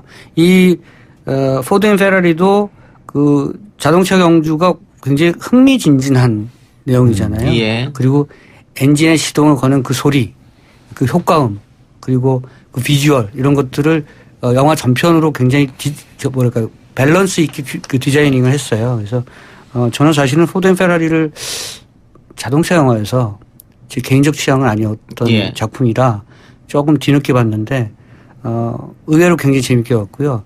또 의외였던 점이 크리스찬 베일이 연기가 월등하게 뛰어난 것으로 많은 분들이 생각합니다만 이 영화에서는 맷 데이먼이 키로를 지우고 갑니다. 그래서 오히려 크리스찬 베일은 좀 지금까지 해왔던 연기 톤, 그러니까 뭐 화내고, 성격이 불같고, 뭐 참을성이 없고, 자기 일에 열중하는 그런 모습을 보인다면, 맷 데이먼은 포드 경영진하고 그 레이서 간에서 이제 중재를 하고 뭔가 이렇게 그 대회 자체를 디자이닝하고 이런 역할을 하거든요. 그래서 이 영화를 보고 있으면 무슨 생각이 드냐면, 크리스찬 베일은 영화 감독이에요. 그리고 맷 데이먼은 프로듀서예요. 같이 제임스 맨골드가 그 포드 앤 페라리라는 그 매개체를 내세워서 할리우드에서 영화를 만든다는 것, 그건 또 보편적으로 뭔가 예술을 한다는 것, 이 현대 자본주의 사회에서 이런 것들을 좀 살짝 은유해낸 것이 아닌가 하는 생각이 들 정도로 그 차용 지점이 굉장히 좋습니다. 그래서 이거 뭐 실화를 바탕으로 한 겁니까? 그렇죠.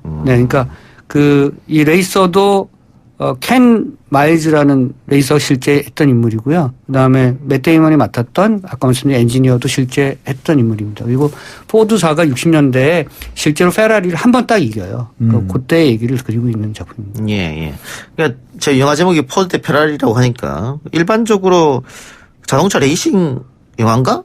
네. 라고 생각할 수 있는데 그건 아니란 말이죠. 레이싱 많이 들어가긴 합니다만 사실 두 남자의 이야기고 또 하나는 사실은 이렇게 우회적으로 좀 보다 보면 미국식 자본주의에 대한 향수, 그러니까 포드가 사실은 어쨌든 미국 경제를 만들어냈고, 그렇죠. 그리고 지금의 이른바 이제 그 강국의 어떤 미국의 모습을 만들어냈잖아요. 그런 것에 대한 약간의 향수가 있고 또 거꾸로 보면 미국식 자본주의라고 하는 것이 어쩌면 이렇게 두 남자가 화합하고 두 남자가 분투해서 만들어낸 무엇인 것처럼 그런 싫지 않은 뭔가의 노동의 어떤 그 결과가 있어야 된다는 것을 보여주는 대목 같기도 해요. 그래서 한편으로 보면 약간 그 너무나 미국적인데 또 한편으로 보면 이른바 미국적이라는 것에 대한 좀 뭐랄까 자성, 성찰 뭐 이런 되새김 이런 것들을 담고 있는 작품입니다. 예. 이 영화를 본 어떤 사람은 저에게 이 포드와 페라리의 대결이 어떤 두 남성의 인생의 대결처럼 느껴진다. 네. 뭐 그런 얘기도 하더라고요. 사람의 인생과 자동차 경주가 같다는 그런 뜻인데 동감합니까? 왜냐하면 이제 그 영화 중간중간에 맷 데이먼의 그런 대사도 나와요. 그러니까 RPM 7000일 때 아까 이데아 얘기했었잖아요. 네. 그러니까 RPM 7000일 때 뭔가 그 경지에 다다르면 뭔가 다르게 보인다는 거죠. 맞아요. 거기가 그 지점인데 거기서 넘어가느냐 거기서 줄이느냐 그 경계가 굉장히 중요한 거라는 걸 얘기를 하거든요. 또 하나는 저도 영화를 보면서 그런 생각했는데 그 레이서들한테 이렇게 뭔가 종이에 써서 표시를 하면 그게 보일 것 같지 않잖아요. 그런데 속도가 빠르면 나의 속도가 빠르면 다른 것의 속도는 느려진대요. 맞아요. 네. 뭐 그건 실제로 우리가 실제로 그렇게 느낀다고 느낄 수 있잖아요. 그러니까 그런 것들도 굉장히 인생에 비유할 수 있는 그런 대목이죠. 그러니까 빨리 갈수록 좀 천천히 돌아보라는 또 그리고 넓게 보라는 각을 넓게 보라는 이런 의미로 얘기하는 대사들이 굉장히 많이 나옵니다. 네. 예. 아까 말씀드린 것처럼 영화를 하는 사람 입장에서는 영화 만든다는 것, 그러니까 이른바 상업 영화를 만든다는 것에 대한 뭐랄까 진정성 이런 것들이 이 영화에 많이 담겨져 있습니다. 알겠습니다.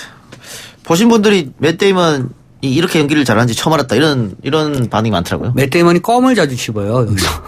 여기서 껌을 질겅질겅 씹으면서 대사를 하는데 그게 굉장히 인상적이에요. 그러니까 르망 24라는 대회에 나가서 이길 수 있겠어라고 포드의 아이아코카가 와서 이렇게 물어볼 때 그것을 가지고 이제 혼자서 한 거의 7분가량 혼자서 대사를 하는 거거든요. 껌을 씹어가면서.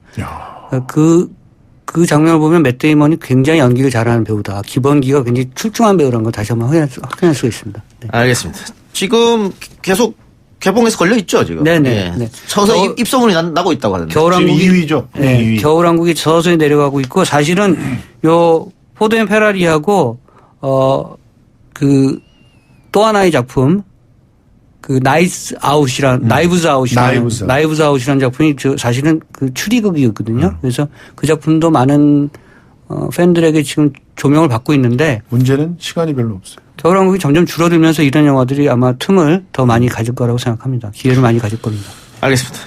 오동진 평론가의 추천 영화 포드 대 페라리였습니다. 자, 나머지 두 분 추첨해야 되는데요. 1782님 갑시다. 포크 커틀릿. 렌즈에 돌려. 식사하며 듣는 이동영의 뉴스 정면 승부. 좋습니다. 깔끔하지 않습니까? 예. 일단 보류. 두 분 모여야 되기 때문에. 아니 3014님도 좋은데요. 자, 해보세요.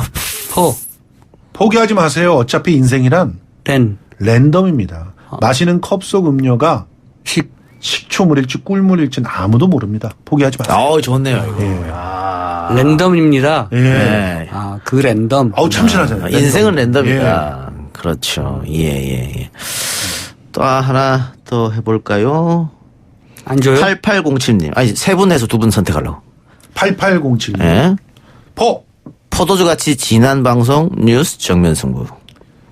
랜덤으로 선물도 막 주고. 식을 줄 모르는 내 사랑 매일 들을 거예요. 랜덤으로 주는 건 아니잖아요, 우리가? 그 아래 게 더 좋지 않을까요? 그래, 그 하나 어칠 갑시다. 포근하게 겨울 나려거든 이렇게 하세요.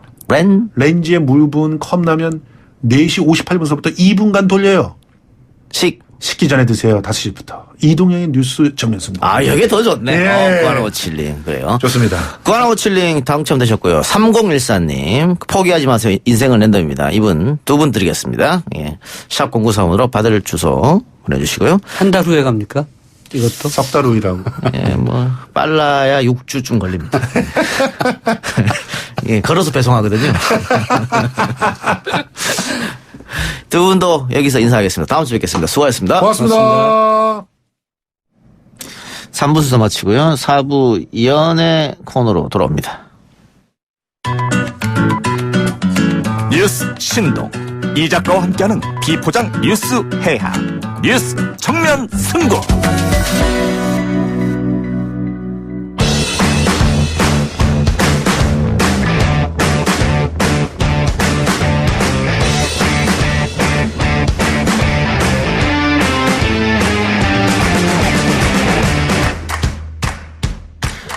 매주 금요일 연예 뉴스 듣는 시간입니다. 우리 연예할 TNIC의 김하진 기자, YTN의 김수현 기상캐스터 겸 배우 나왔습니다. 어서 오십시오. 네, 반갑습니다. 안녕하세요. 오늘은 아니죠. 이번 주는 어디 다녀왔습니까, 김하진 기자? 네, KBS 새 수목 드라마 99억의 여자 제작 발표에 다녀왔고요. 예. KBS가 요즘에 동백꽃 필 무렵 이후에 후속작이어서 이 작품도 굉장히 기대를 많이 하고 있는 작품입니다. 예, 어떤 드라마입니까?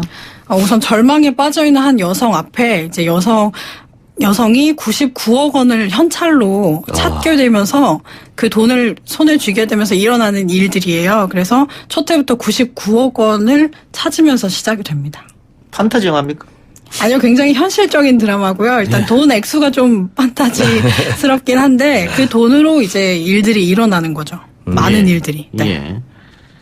복권 당첨된 건가요? 아니요, 그냥 땅에 묻혀있는 99억 원을 발견한 거요? 발견한 겁니다. 오, 부럽네요. 무서울 것 같은데요. 무서워요? 퍼가면 남의 거잖아요. 네. 무섭지 않을까요? 그런데 그 돈을 아무도 찾지 않는 좀 검은 돈인 것 같은 그런 추측을 하면서 아무도 찾지 않으니까, 네. 대본에 두 분은 99억이 생기면 뭘 하고 싶습니까? 이런 질문이 있는데. 9억만 있어도. 그렇죠. 저는 솔직히 마음 같아서는 9천만 원만 있어도 좋겠어요. 네. 뭐 할래요, 그러면? 99억이요? 아니, 9천만 원, 꽁돈 생기면. 9천만 원 있으면 이제 전세금 대출부터 갖고. 현실적이군요. 그럼요. 현실적이에요. 네. 예, 김 기자는? 저 상상만 해도 기분이 좋았는데, 일단 여러 가지 하고 싶은 게 많지만 여행을 좀 다녀오고 싶습니다. 회사 어떻게 하고요? 99억이면 99억이면 사표 쓰는 거죠. 네, 가서 생각해보려고. 여행을 다녀오는 게 가는 거죠. 네. 올 생각은 없고. 네, 가서 생각하려고. 9억 정도 생기면 사표 씁니까? 9억은 사표 쓰기에는 조금 그래요? 숨기고 혼자서 희죽희죽 웃으면서 회사 다니려고요. 네. 누가 욕할 때 그때 신경 안 쓰이고 그렇죠? 네. 숨겨요? 네, 숨기고. 남편한테도 숨깁니까? 남편하고는 얘기해야죠. 네. 저한테도 살짝 알려주시기 바랍니다. 네.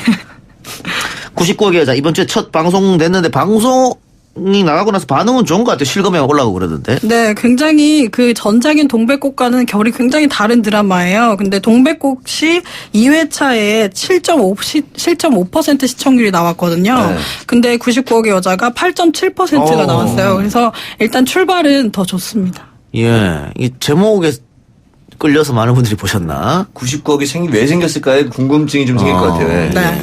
주연이 조여정 씨인데 기생충으로 상당히 또 몸값이 떴으니까 네, 그렇죠. 많은 분들이 기대를 하고 있을 주목도 것 많이 같습니다. 받았고 그래서 더 주목하고 있는 작품이고요. 조여정 씨가 부담이 있지만 늘 어떤 작품마다 부담이 있기 때문에 이번에도 그저 최선을 다할 뿐이다 이렇게 이야기를 했습니다. 예. 조여정 씨가 이 드라마를 선택한 이유를 따로 얘기했다고 하는데 어떤 이유입니까? 네, 2012년도에 해운대 연인들이라는 드라마로 김강우 씨와 같이 연기호흡을 맞춘 적이 있어요. 근데 이번 드라마에서도 김강우 씨와 오랜만에 7년 만에 같이 작품을 하는 거여서 믿고 출연을 했다고 했습니다. 김강우 씨를 믿고. 네. 알겠습니다. 많은 기대해보고요. 자, 이번에는 영화 이야기 해봅시다. 배우 이시연 씨가 첫 주연을 맡은 아내를 죽였다. 곧 개봉한다고요? 네, 지금 5일 후에 이제 개봉하는 걸로 이제 잡혀 있죠. 아내를 죽였다 같은 경우에는 이제 제가 내용도 좀 궁금했어요. 이시연 씨가 주연을 맡았다고 해서 근데 음주로 전날 밤에 기억이 사라진 남자가 아내를 죽인 범인으로 몰려서 도망다니는 내용이라고 해요. 굉장히 시작 자체는 굉장히 재미있는 이야기 될 것 같아요. 술 먹고 블랙아웃, 소위 말하는 필름 끊겼다. 네, 그런 네. 거 많은 분들이 경험하잖아요. 저도 가끔씩 필름 자주 끊기기 때문에 생각만 해도 섬뜩하더라고요. 그런데 알고 보니까 내가 아내를 죽였다고? 이렇게 되는 거지 않습니까? 그렇죠. 예, 그런 영화다. 네. 예. 이시연 씨는 어쨌든 첫 주연작이니까 기대가 상당할 것 같습니다. 네, 그렇죠. 10년 만에 첫 주연을 맡았다고 해요. 일단은 감독님께 감사를 드리면서도 주연의 자리가 너무너무 부담스럽다라는 그렇겠죠. 이야기 하더라고요. 아무래도 이 극장에서 이제 개봉을 하고 나면 관객 수에 이제 굉장히 많은 역할을 하는 게 주인공이고 또 연기력이기 때문에 부담이 될 수밖에 없죠. 예. 그런데 아내를 죽였다가 원작이 웹툰이네요? 네.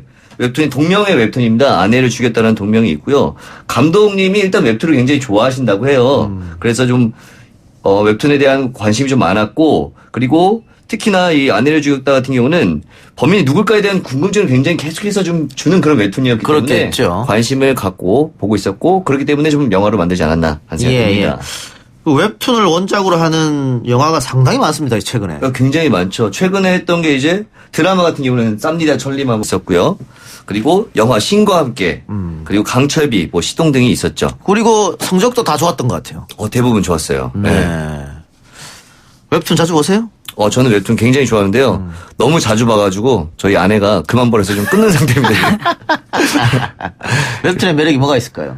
일단 웹툰 같은 경우는 그 영화보다 좀 많은 것들을 보여줄 수 있잖아요. 상상, 저희 머릿속에 있는 상상보다 좀 많은 것들을 보여줄 수 있고 또 한 가지가 뭐냐면 요즘에는 굉장히 머리가 좋아요. 작가님들이 어떻게 그런 일들을 생각할지 할 정도로 굉장히 아이디어가 좀 많은 게 많아서 좋은 게. 저는 예전에 만화방을 참 자주 다녔는데 아직 그 웹툰에 익숙하지는 않습니다.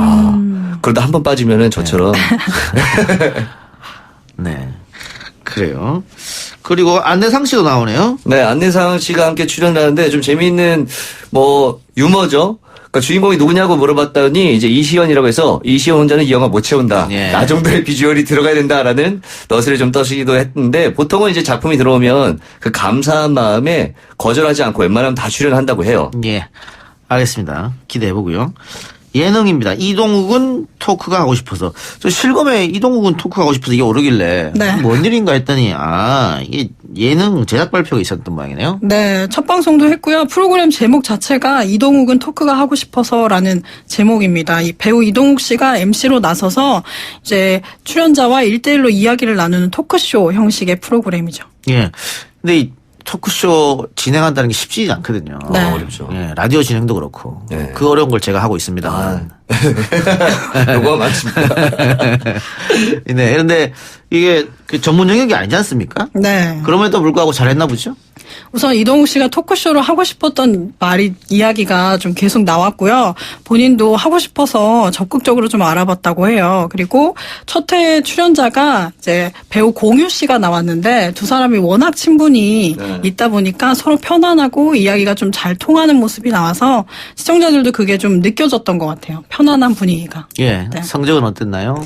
시청률은 우선 뭐 그렇게 높지는 않았어요. 4%대가 나왔는데. 요즘 4%면 괜찮은 거 아닙니까? 네, 그래도 이제 공유 씨가 나왔는데 4%여서 근데 이대로라면 토크쇼 치고는 굉장히 좋은 성적이죠. 네.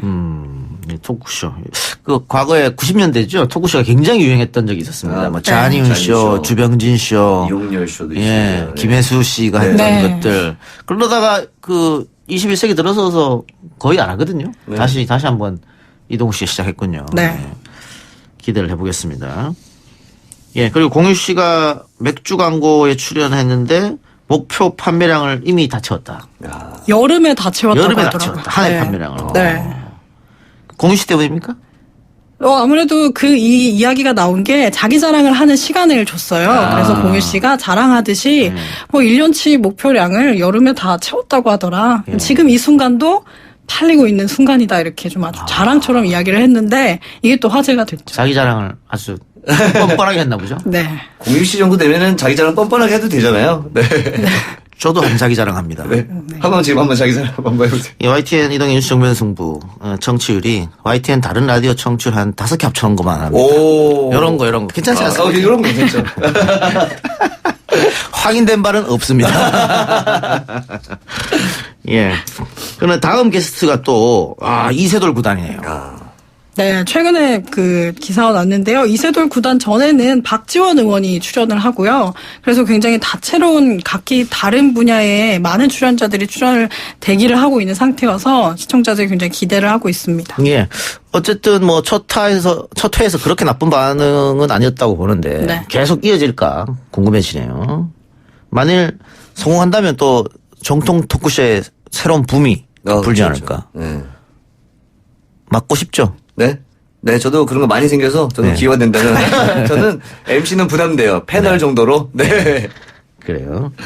자, 이번엔 가요계 이야기로 넘어가 봅시다. 네. JTBC 슈가맨 3에 네. 태사자가 첫 스타트를 끌었네요. 제가 그걸 봤어요. 예. 굉장히 많은 분들이 좀 좋아하셨고 반가워하셨고 재밌게 봤습니다. 슈가맨 3에 첫 화에 나오면서 더 화제가 됐죠. 태사자 그동안 계속해서 JTBC 측에서 출연 요청을 했었는데 네. 거절하다가 이번에 나오게 됐네요. 네, 그 내용이 어떻게 됐냐 저희 방송에서 봤는데요. 시즌이 3까지 갈 줄 몰랐대요. 그래서 시즌 3쯤 나오면 내가 출연하겠다라고 했는데 시즌 3가 나온 거예요. 예. 그러니까 첫 화에 이제 요청을 해서 이제 나왔다라고 이야기를 하더라고요. 예. 여기 나오려고 몸무게도 줄였고. 네, 뭐 10kg씩 예. 네, 이상씩 줄이고. 왜냐면은 이제 아저씨 몸매가 다들 됐거든요. 그렇죠. 시간이 많이 지나다 보니까. 10kg 그러니까 나와서 제가 보니까 몸무게들이 67, 70 요 안팎이었거든요. 예. 그럼 10kg을 뺐다는 건 뭐 80kg 정도에 되어 있었던 건데 예. 그러니까 그 나이대에 맞는 이제 사실 40대 중반을 바라보고 있고 예. 그 정도 나이기 때문에 예. 내 몸매가 중년의 몸매였죠. 예. 네. 보니까 저도 과거 태사자가 한창 활동했을 때 몸무게하고 비교해 보니까 네. 저도 한 10여 킬로 쪘더라고요. 지금쯤. 그렇죠. 어쩔 수 없죠. 네. 삶의 무게죠. 빠지진 않아요. 또 태사자 멤버들의 근황이 공개됐는데 이게 또 화제가 된 것 같습니다. 네, 일단은 뭐 김영미 씨는 계속해서 뮤지컬 배우를 활동하면서 간간히 음반을 냈었는데 최근에 민사운드 스토리 엔터테인먼트하고 계약을 또 했다고 하고요. 저도 좀 굉장히 좀 놀랍기도 했고 좀 재미있었던 것은 그 김영준 씨가 여기 입 옆에 점이 있던 분이거든요. 굉장히 인기 많았었는데. 입 옆에 점은 뭡니까? 이 점 때문에 인기가 굉장히 많았어요. 그래요? 예. 점이 있던 분인데 쿠팡맨이라는 또 이제 택배 회사에서 일을 한다고 하는데 사람들이 많이 알아보는 거 아니냐는데 많이 알아보는 경우도 있고 알아보면 또 사진도 찍어준다고 하더라고요. 네. 좋은 거는 본인의 삶을 좀 자유롭게 살 수 있어 자기는 남들은 택배 일 괜찮아 하는데 너무 행복하게 잘 지내고 예. 있다라고 말을 하더라고요. 그리고 택배를 하면서 살도 빠졌다고 자연스럽게 빠지는 거죠. 그건 뭐 어쩔 수 없이 노동의 강도가 세기 때문에. 그렇죠. 예, 근데 어쨌든 자신의 행복을 찾아서 이렇게 일하는 건 좋다고 보고요. 네네. 그럼 네티즌들은 이러다가 쿠팡 광고 찍겠다. 뭐 이런 얘기도. 네. 예. 저도 그런 생각 없잖아 했는데 이번에 또 박준석 씨와 같은 회사에 또 계약을 한 것 같더라고요. 그래서 예. 연예계 활동을 다시 좀 시작을 하는 게 아닌가 하는 생각도 듭니다. 이 태사자가 삼국지에 나오는 맞습니다. 그런 이름인데 네네. 왜 이 이름을 썼을까? 네. 그때 그냥 대표님이 삼국지를 굉장히 좋아하셨대요. 그래요? 네. 삼국지 게임을. 삼국지 책이 아니고 게임을. 네. 게임에 이제 태사자가 굉장히 멋있게 좀 많이 키우셨나 봐요. 그래서 그렇게 정하셨고 그 당시에 김미선 씨랑 같은 회사에 있어서 김미선 씨가 이제 이름을 져줬다라고 약간 이제 좀 홍보를 활동을 좀 했던 것 같아요. 예. 자, 2NE1 10년. 2NE1 해체했나요? 네, 꽤 됐죠. 해체했고요. 네. 몰랐네. 데뷔한 지 10주년을 맞아서 멤버인 박범 씨와 산다라박 씨가 오는 10일에 두 사람이 같이 부른 듀엣곡 첫눈을 발매합니다. 예. 근데 그 투애니원의 막내였죠. 공민지 씨. 네. 법적 공방을 벌이고 있다. 어떤 사연입니까? 네, 공민지 씨가 YG 엔터테인먼트를 나가고 나서 더 뮤직웍스라는 회사로 소속사를 옮겼어요. 그런데 거기서 이제 계속 활동을 하면서 1년에 4장의 음반을 내기로 계약을 했는데 한 장밖에 내지 못했고 그리고 아직까지 자신이 어떤 정산금 내역서도 보지 못했고 정산도 받지 못했다고 하면서 전속계약 효력정지 가처분 신청을 제기를 하면서 소송까지 이어졌습니다. 예. 그럼 결과는 어떻게 되나요?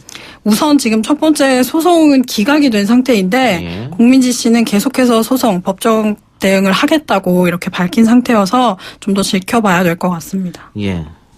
공민지 씨도 따로 활동하는 게 있습니까 지금? 네, 솔로 가수로 활동을 하고 있죠. 네. 예. 공민지 씨가 또 그 공옥진 여사의 또 친척이라고 그래서 종손녀라고 해서 화제가 됐었는데. 네. 알겠습니다. 활동 좀 기대해 보고요. 윤영빈 씨가 개그쇼 프로젝트를 열었다. 어떤 개그쇼입니까? 윤영빈 씨 같은 경우에는 뭐 많은 분들이 알고 계시겠지만 그 윤영빈 씨가 그 소극장을 가지고 거기서 계속해서 개그 콘서트를 했었어요. 근데 이번에는 소극장용이 아닌 대극장용에서 그런 콘서트를 연다고 합니다. 예. 콘서트를 연 이유가 좋던데요? 네. 일단은 뭐 여러 가지 이유가 있어요. 일단은 뭐 소극장에서 그동안 많은 노하우를 쌓았기 때문에 대극장에서 더 많은 개그들을 좀 보여주고 싶다라는 게 있었고 그리고 비영리 단체 메이커 위시와 결혼해서 희귀 난치병에 걸린 그런 아동들을 이제 초청을 해서 웃음을 좀 주겠다라는 의미도 좀 있습니다. 예. 윤영빈 씨도 그렇고 뭐 우리 방송에 패널로 고정으로 나오고 있는 강선범 씨도 그렇고 TV 개그 프로그램이 거의 없잖아요, 이제. 그렇죠. 많이 없어요. 개그 콘서트 하나밖에 없으니까. 네. 개그맨들 설 무대가 마땅치 않다. 그러다 보니까 더 극장 무대로 많이 가는 것 같네요. 네, 아무래도 말씀하신 것처럼 뭐 출연을 하기 위해서는 그 무대가 있어야 되는데 무대가 좀 많이 사라진 게 좀 어떤 이유일 수 있고 또 공연 같은 경우는 이제 저도 그렇지만 관객과 직접 소통을 할 수 있어서 개그맨 같은 개그를 하는 것은 내가 던졌을 때 피드백이 왔을 때 그게 이제 개그가 터지게 되는 거기 때문에 개그맨들이 좀 많이 선호하고 있는 것 같아요. 예. 이 프로젝트 공연 중에 이수근 씨 공연도 있어요? 네, 이수근 씨도 공연을 하는데 이수근 씨도 뭐 지금 너무나 바쁘게 활동을 하고 있잖아요. 근데 이제 아무래도 그 공연에 대한 어떤 예전에 그 했던 것들에 대한 갈증이나 이런 것들이 있기 때문에 공연을 좀 한 것 같고 좀 무대에서 새로운 것들을 보여주고 싶다라는 이야기를 하셨어요. 그러니까 많은 분들이 옛날에 했던 뭐 고음불가라든지 이런 개그를 좀 보여주면 안 되냐 했는데 그건 옛날 이제 스타일이고 이제 새로운 것들을 좀 시도를 하겠다. 내용을 좀 쭉 이어가는 그런 것들을 하겠다라고 이야기를 했습니다. 예. 뭐 이번 공연도 어쨌든 좋은 취지로 하는 건데 연말이라서 이런 공연들이 많이 있을 것 같습니다. 여러분들 주위에 살펴보면서 공연장 많이 찾으시고 두 분 연말 계획 어떻습니까? 열심히 일해야죠. 네. 열심히 일하고 연말은 이제 겨울이잖아요. 겨울이 깊어지면 이제 눈도 많이 오고 네, 아마 또 크리스마스 때나 이제 뭐 이럴 때 또 바깥에 나가서 여러분들 만나지 않을까 하는 생각도 들어요. 예. 아니 요즘 뭐 오라베리니 뭐니 뭐 이게 많잖아요. 일만 하면 어떡합니까? 즐겨야지. 저는 뭐 운동이나 이런 걸 즐기고 연초에 즐기려고요 이제. 운동 뭐 하세요? 저는 뭐 종합격투기를. 그러세요? 네. 윤영빈 씨랑 뭐 직접 하진 않지만 같은 체육관에. 같은 체육관에서? 네네 하고 있습니다. 그분은 저의 존재를 잘 모를 거예요. 알겠습니다. 네. 앞으로 김수현 씨 함부로 대하면 안 돼요. 김 기자는 있어요? 저는 뭐 딱히 큰 일정은 없는데 윤영빈 씨 이 프로젝트 굉장히 좀 좋은 취지여서 가보고 싶다? 네, 이수근 씨가 하는 성냥팔이 소년이 아닌 웃음팔이 소년이거든요. 이 공연을 꼭 보러 가고 싶습니다. 알겠습니다. 두 분 다음 주에 뵙겠습니다. 수고하셨습니다. 네, 감사합니다. 오늘 방송은 여기까지입니다. 감기 조심하시고 행복한 주말 보내시기 바랍니다.